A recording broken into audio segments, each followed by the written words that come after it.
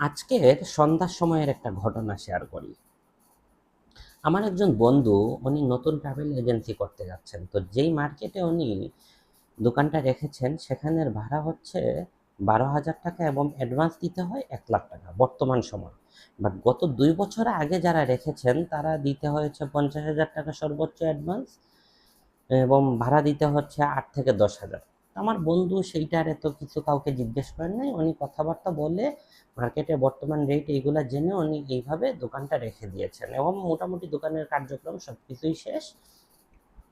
আজকে হুট করে সেই মার্কেটের সভাপতি আমার বন্ধুর কাছে আসছেন, এসে নিজের পরিচয় নিয়ে এসেই উঠে বলতেছেন, আপনি এত টাকা অ্যাডভান্স দিয়ে রাখছেন, এত ভাড়া দিচ্ছেন, পরবর্তীতে এখন আপনার একজনের কারণে এম, যারা অন্য দোকানদার ব্যবসায়ী যারা আছে ওরা যখন বিড করতে যাবে বা ভাড়া করতে যাবে তখন মালিক পক্ষরা উঠে বলবে অমুক দোকান বেশি ভাড়া দিচ্ছে, অ্যাডভান্স দিচ্ছে, আপনারা কেন কম বাড়িয়ে দিবে, তো আপনার একজনের কারণে ওদের ক্ষতি হবে। বন্ধু উঠে বলছেন যে আসলে এটা তো আমার জানা ছিল না আগে কে কত, বাট বর্তমান এই অনুযায়ী মার্কেটে চলতেছে, এই জন্যই আমি এভাবে রেখেছি। এবং উনি যেহেতু সভাপতি, নিজের পরিচয় গোপন রেখে আমার বন্ধুকে ইচ্ছা মতো বকাঝকা করছিলেন। আমার বন্ধু একটু কথাবার্তায় একটু রাগের স্বরে কথা বলছেন, পরে সাইড থেকে আরেকজন বলছেন উনি হচ্ছেন মার্কেটের সভাপতি। আমার বন্ধু কিন্তু সরি বলে বিষয়টা এখানেই শেষ করে দিতে চাচ্ছিলেন, কিন্তু সভাপতি এতটাই খুব রাগ নিয়ে আমার বন্ধুর প্রতি আক্রমণাত্মক হয়ে উঠলেন। উনি এক ধরনের থ্রেট দিয়ে দিলেন যে আপনি এখানে ট্রাভেল এজেন্সি করবেন, আপনার অমুক লাইসেন্স তমুক লাইসেন্স এইগুলো আছে কিনা। তো আমার বন্ধু বলছেন না, এইগুলা তো নাই। আমার বন্ধু আবার এইসব আর কি, এত লাইসেন্স কে লাগবে ওনার কিন্তু জানা ছিল না। তো হুমকি দিলেন কি সভাপতি যে আপনাকে তাহলে এসে পুলিশ যদি ধরে নিয়ে যায় তাহলে মার্কেট কর্তৃপক্ষ এইসব বিষয়ে কিচ্ছু জানে না।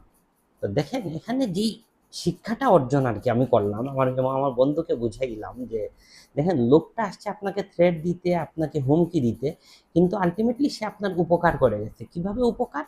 এই যে আপনার জানা ছিল না এই লাইসেন্সগুলো লাগবে, এখন আপনি জেনে গেছেন, তো আপনার দোকানের নাম বসানোর আগে আপনি এই লাইসেন্সগুলো করে নেন, প্রয়োজনে আরো 1 মাস সময় নেন।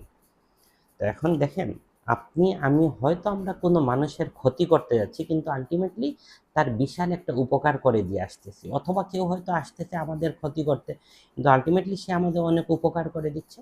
বাট এখানে নিয়তটা হচ্ছে সবচেয়ে বড় বিষয়। নিয়তটা যদি ঠিক থাকতো আমি মানুষটার উপকার করব, তাহলে এই যে অপকার করার জন্য যেই তথ্যগুলো দিলেন, উপকার করার নিয়তে এগুলা দিলে সব হয়ে যেত। সো মানুষের ক্ষতি আপনি করতে যাচ্ছেন ঠিকই, কিন্তু কিভাবে উপকার করছেন আপনার নিজেরও জানা নাই। সো সাবধান।